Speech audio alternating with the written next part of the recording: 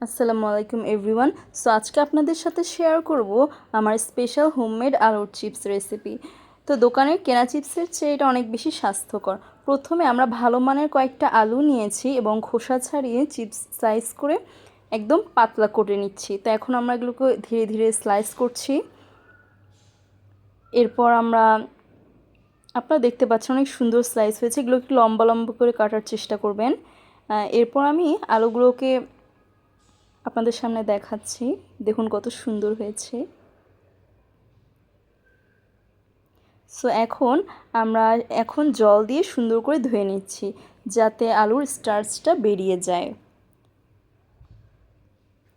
আমি এরকম 3বার ধুবো যাতে ভালোভাবে সব স্টার্চ বেরিয়ে যায় এবং আলুর চিপসটা মচমচে হয় খেতে।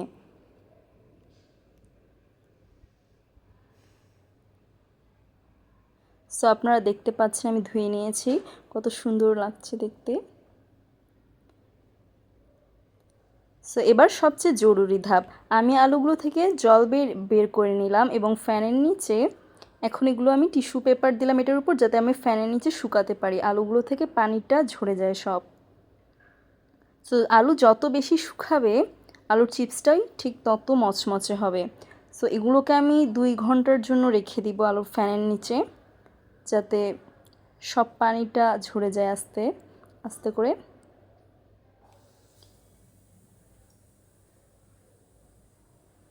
সো দেখছেন চারিদিকে আমি ছড়িয়ে দিচ্ছি।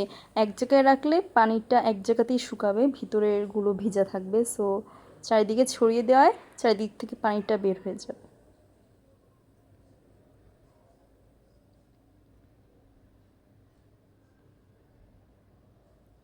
সো এখন হচ্ছে 2 ঘন্টা পর আপনারা দেখতে পাচ্ছেন আলু থেকে একদম পানিটা বের হয়ে গেছে। সো এখন আমি কড়াইয়ে পর্যাপ্ত তেল গরম করে নিব।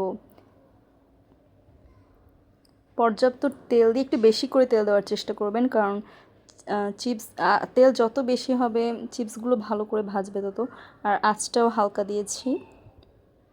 সো একটা আলু দিয়ে আমি টেস্ট করলাম যে আসলে কতটা গরম হয়েছে তেলটা। সো আপনারা দেখতে পাচ্ছেন আমি ছেড়ে দিয়েছি চিপসগুলো। সো দেখতে পাচ্ছেন আলুর চিপসগুলো প্রায় ভাজা হয়ে গেছে, সুন্দর ব্রাউন আর গোল্ডেন হয়েছে এবং ক্রিস্পিও হবে। সো দেখতে পাচ্ছেন কত মুচমুচে ভেঙে যাচ্ছে হাত দিয়ে ভাঙা করার সাথে সাথে। এখন এগুলো নামিয়ে ফেলছি। দেখুন ভাজা শেষ, কি সুন্দর মুচমুচে হয়েছে না?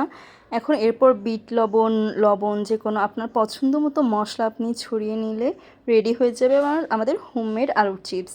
বিকালের আড্ডায় চায়ের সাথে এটা জাস্ট জমে যাবে। এখন আমরা এনজয় করব। ওয়েলকাম, ইয়ে, বাই বাই।